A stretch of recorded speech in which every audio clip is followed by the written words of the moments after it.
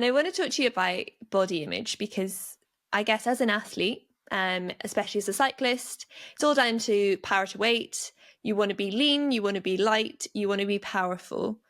Therefore, becoming pregnant, you put on weight, you grow a child, you then have the child, and then you have more weight than likely you've ever had in your entire life.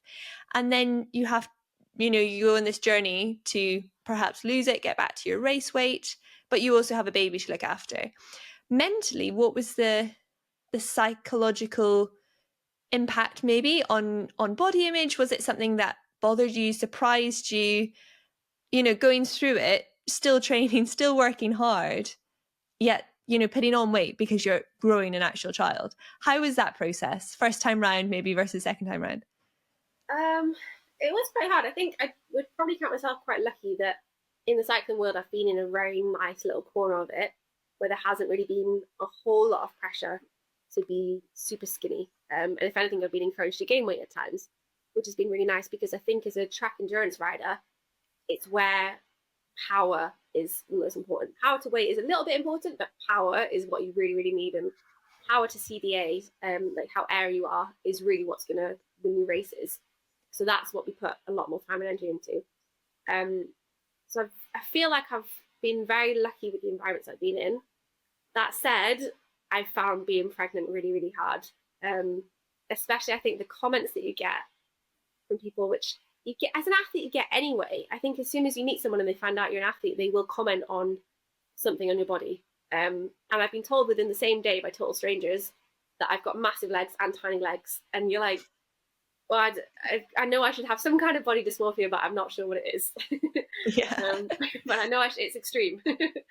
um, and so I think it was a similar situation in pregnancy where, yeah, and so many women get this, where people are very surprised that you're not just kind of you plus a tiny baby-sized bump by the end.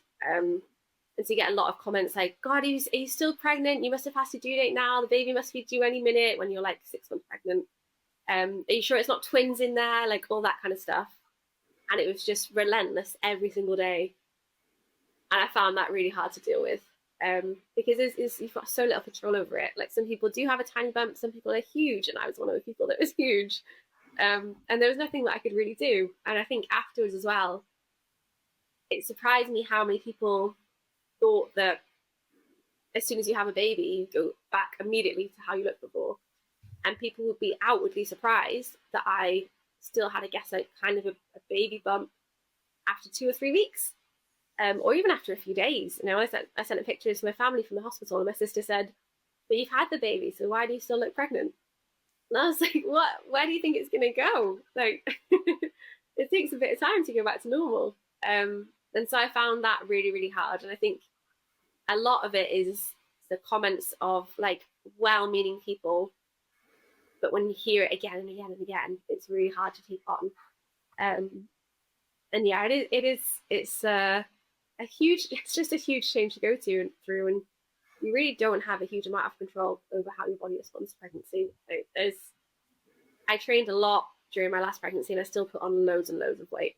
I say I ate reasonably well, but still put on loads of weight. Like, there's stuff you can do to help, but I think how your body responds is just how it's going to respond. Yeah, ultimately. And then it's quite hard to come back from that as well. It did feel a bit strange putting on cycling kit.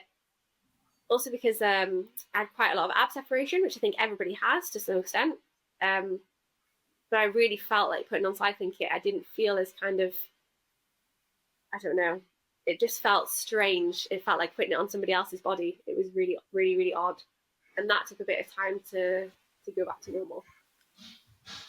Yeah, I think that there's a lot of pressure put on women, maybe by women, by themselves, by other people making comments, as you say, often well-meaning people. And it can be our friends around us, our family around us. And they're probably the ones that stick because even though they do not mean anything bad by it, I think part of us, until you go through it, you are surprised that maybe you don't bounce back. And if you have always been a small person, a lean person with not much body fat, it is a strange phenomenon. And I think that the narrative on social media is really encouraging in some ways because there's a lot of information out there, there's people training, but it also adds a lot of pressure on that bounce back. I would call it, the bounce back phenomenon of people thinking that immediately they're going to be, right where they were before. And then you bring into Instagram of angles, poses, high-waisted shorts, or whatever it is. And it makes it all very unrealistic while you're sleep deprived, hormonal, trying your absolute best. It's a lot. It's a lot. I think Instagram is also kind of, or social media is a bit of a double-edged sword, because on the one hand, I think I've seen more people showing how their body looks in the day or the days after having a baby, and it looks like how mine did. And you think, oh, that's really good that people are kind of are showing it and normalizing it. Then when you have a baby, you can look down and think, yeah, this is how so-and-so looked when they had theirs, and now they look like this, and it'll get back to normal. There's also a lot of just lies. I think like just complete and utter lies. I mean, there's one woman in particular that keeps popping up on my feed, and she'll say like, "This is my daily routine with a 3-day-old baby," and you see the baby, and you're like, "That baby is 4 months old. Like, this is not a newborn baby. This is not you 3 days after having a baby." But it gets loads and loads of views. It gets loads of comments, and so that's why she does it, I guess. But yeah, she obviously also doesn't look like she has a 3-day-old baby, because she doesn't. She has a 4-month-old baby. Yeah, so I think you need to be really careful what you're consuming, and what you're paying attention to, because I think a lot of it is kind of just designed to make you feel bad if you don't respond in the same way.